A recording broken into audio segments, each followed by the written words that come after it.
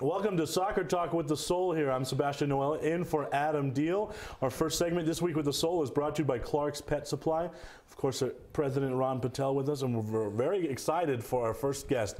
I'm sure you've heard a lot of buzz in the news about what's all this stadium talk about. Well, we're going to get through all that today. We'll ask some questions. We'll let her answer questions before we even bring them up. The buzz will kind of turn it into a reality here on the show, right? Let's do it. So our guest is Amanda Powers of Kinship Consulting. And so first, talk about how this was born, kind of, this study, and then maybe she can pick up from there. Sure. Actually, I love the way Amanda tells the story, so I'm going to let Amanda. We've known each other a long time, but didn't see each other for years and ran back into each other in a coffee shop, right?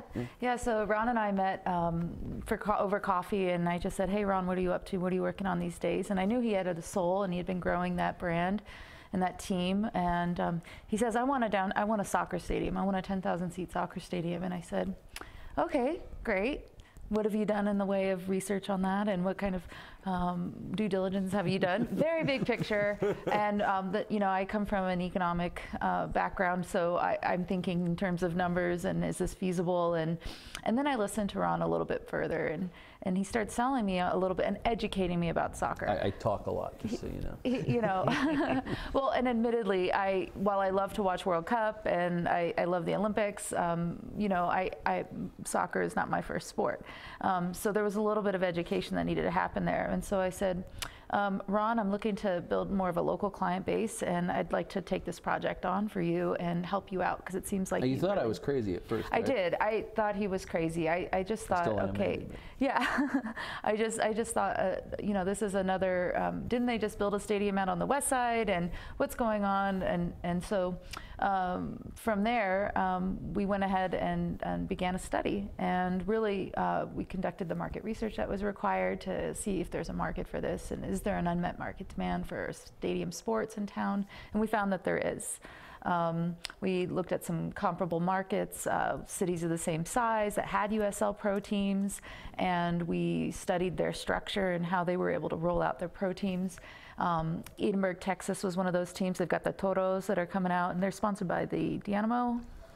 They have an affiliation with the Houston Dynamo of MLS. And I apologize for saying that wrong, but anyway. And then we've got Colorado Springs, the Switchbacks up there. And so, when we looked at that, and then we studied like an operating model of a stadium, of course it's going to be multi-use. You're going to require additional events there throughout the year. That's a typical standard operating model of these stadiums. We determined that there is in fact a market for it, and that the Soul could easily get 3,800 fans with just a basic natural market that they have now in their first season, and grow that to about 7,900 fans within 10 years. And this is all very conservative estimates, of course. Let me ask you a question before we get into more of the survey results. What did Ron say to get you from skeptical to believer? Well, I'm not a New Mexico native. I grew up in San Diego, and I've been here about 8 years now, and I've always been very drawn to visionaries that have transplanted here and are really trying to do good for the city of Albuquerque. When Ron pitched this idea of a downtown area stadium, and I live downtown, I liked that. I grew up in San Diego, where Petco Park completely revitalized that whole downtown portion, and so I've seen that in real time, and what a city can do to rally around not only tourism economy, but also getting more people to a downtown area. And so I saw that, and I go, you know what, there's an opportunity here. We just need to put some numbers to it. San Diego being a market that's in the running for an MLS team now, expansion-wise, so that's interesting. Maybe we best back up just a quick second just to give the viewers a little background. So the markets that Amanda was talking about, Colorado Springs, Rio Grande Valley, Toros, the team there. We also looked at Oklahoma City. I shouldn't say we. Amanda did the study, not me. Oklahoma City. An important distinction. Yes, exactly. Oklahoma City.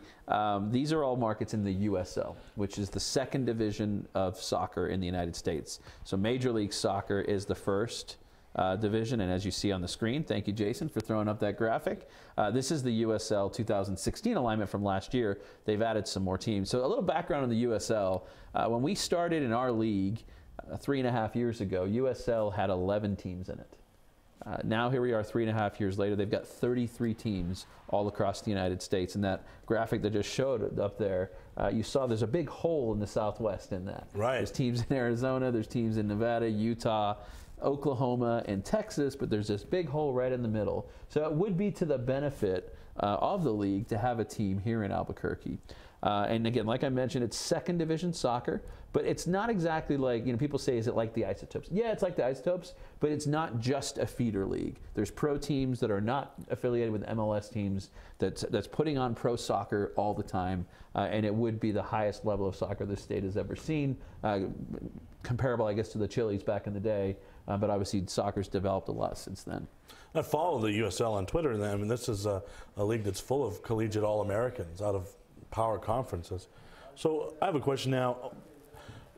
Compared to those other markets, what were some of the socioeconomic similarities with Albuquerque that your study found? Well, actually Albuquerque fared higher when it came to MSA's GDP output. A lot of times you look at corporate inventories. Is there a lot of Fortune 100s or Fortune 500 companies, or even Fortune 5000 companies headquartered in a city? Oklahoma City, of course, does have quite a bit of Fortune 500 companies headquartered there, and their economic output is greater than Albuquerque, but Albuquerque is actually higher than Colorado Springs. It has the same median income, household incomes as Oklahoma City, higher than, what I found really fascinating is actually we might have just a slightly older population than the overall USL West. So I had to kind of take it back and look at the USL West.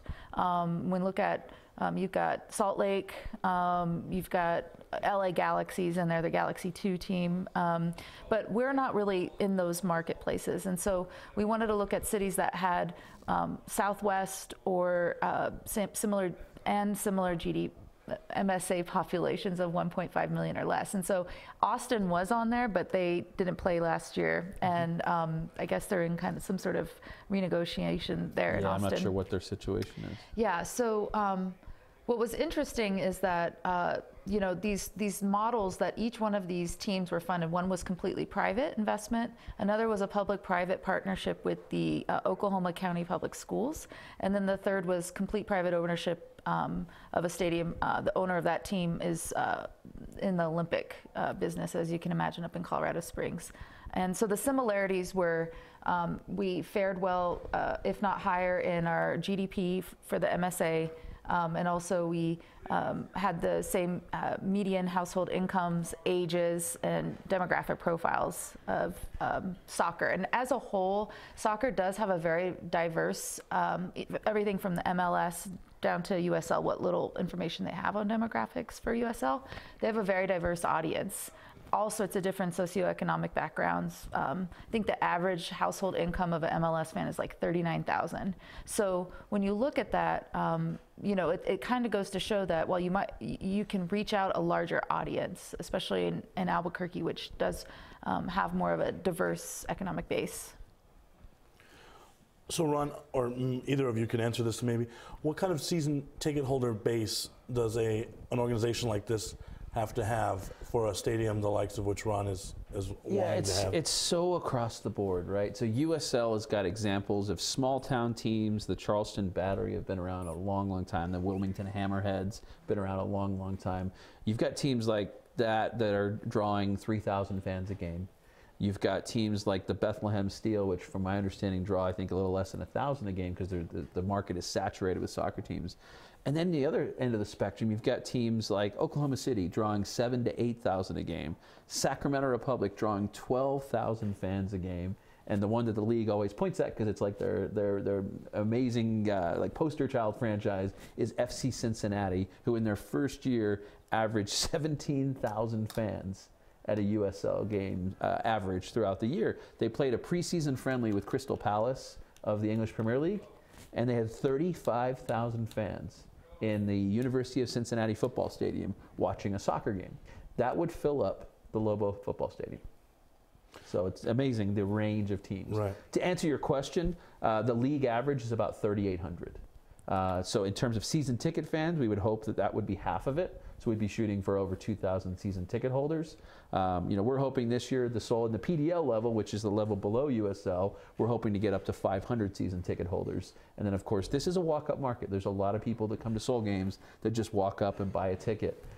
So that's a big part of the attendance at the games too. Now you mentioned it would be a shared use facility. So who are some of the partners you would look to share that facility with? Yeah, this has to be multi-use, right? This cannot just be a soccer stadium. I'm not the smartest guy on the block, but I'm smart enough to know that. You've got other sports. So you've got rugby, you've got lacrosse that could use facilities like this. Of course, football could use it too. What are some of the other uses that you've looked at? Well, some of the successful multi-use models were in San Antonio, for example, where they just put a stage on one side of the ends of the goalposts there, and they have concerts throughout the year. And one of the questions that begs the question of this project is what is going to make this venue unique over other venues that concerts might be held at. And that might come in a phase 2 kind of design when you're looking at creating a place that might have other amenities such as a retailer or a restaurant. At this stage, we haven't really or a brewery, yes. And we haven't really evaluated that. But it is what we've seen is successful in stadiums is that it's kind of a fabric of the city, and it's not just a destination location. Where all your money goes into a ticket purchase, into all the concession sales, that you could actually go to this location and patron at nearby restaurants and bars. So in thinking about that, you would be able to maybe bring in new events that maybe haven't been to Albuquerque before. We do know that they are, U.S. Lacrosse is looking to build, the lacrosse presence in New Mexico, and also rugby and high school rugby, finding the appropriate facilities. I mean, that's how this whole project began, was there wasn't a facility that met the needs of a USL Pro team. We needed a 5,000 seat stadium, 120 by 80 yards pitch, and that just didn't exist here. And so that was how all of this began, because the USL is putting some ground requirements on their teams going forward. There's some talk of requiring them to have a 10,000 seat stadium by 2020. And so there's a model that the USL is kind of promoting, which is to maybe have some of these facilities have luxury box suites, club seating, and other amenities that would set this facility apart from, let's say, St. Pius or UNM soccer stadium. Now, what started as a study for Ron and the Soul here, the city kind of asked you to do something as well. So what did the city ask of you as your project grew to something you've done now for the city of Albuquerque, not just the Soul? Yeah, the city came to us and said, how can we help? And it was Councilor Dan Lewis that originally had reached out to us. And then we said, this is how we could, this is what we could use as help, and I'll let you kind of continue. But what was your response when they said how they could help? Well, I think the city is interested in this for a couple of different reasons. I mean, they see this as a way to attract, a certain demographic. I know they've been really interested in millennial demographics. Catching this buzz of soccer is kind of a sport that is growing. But I think it comes down to jobs and what kind of revenues can a project like this generate for the city. Most notably, if you look at the Isotopes model, that's been a successful public-private partnership, where the Isotopes, do pay the city, each year a certain amount of revenues, and so they were very interested in seeing what the impact of that would be. So one thing we did, Sebastian, is we realized, Lencho and I right away, is when we're off season, we're pretty much a two-man show at the Soul. During the season, we have a lot more staff. But when we don't have our season going, we're pretty much a two-man show. We realized we can't do all this stuff ourselves. And of course we've got, and these are some of the renderings of conceptual drawings of what stadiums could look like. But we engaged Amanda. This is some of the stuff she was mentioning earlier about downtown stadiums around the country and stuff that she's looked at. But But we realized that we couldn't do this alone. So we formed an advisory council. And on this advisory council, we've got over 24 people from all industries: CPAs, attorneys, construction people, engineers, architects, city officials, county officials, financial analysts. What am I missing? We've got every base, bankers. We've got pretty much every base covered in what we need in an area of expertise. And what's great about this advisory council is now it's not just us going out there and saying we need to get a soccer stadium built. You've got these key pillars of the community. They're on our advisory council, now setting up meetings on their own, now going out and doing stuff for us. Of course, we're eternally appreciative for that, but this is not our project. This is our project. This is the state's project. This is for us. This is for everybody. It's not just for a soccer team. This has got way much more impact than that. So definitely to be continued. That's the big thing to take out of this, right? Many updates to come. Right. Yeah. So we want to thank Amanda Powers for joining us and filling us in on this stadium talk. And like I said, to be continued. So we're going to take a quick break, fresh off his drubbing at the hands of Chelsea. Dan Lodge is on set next. You're watching Soccer Talk with the Soul.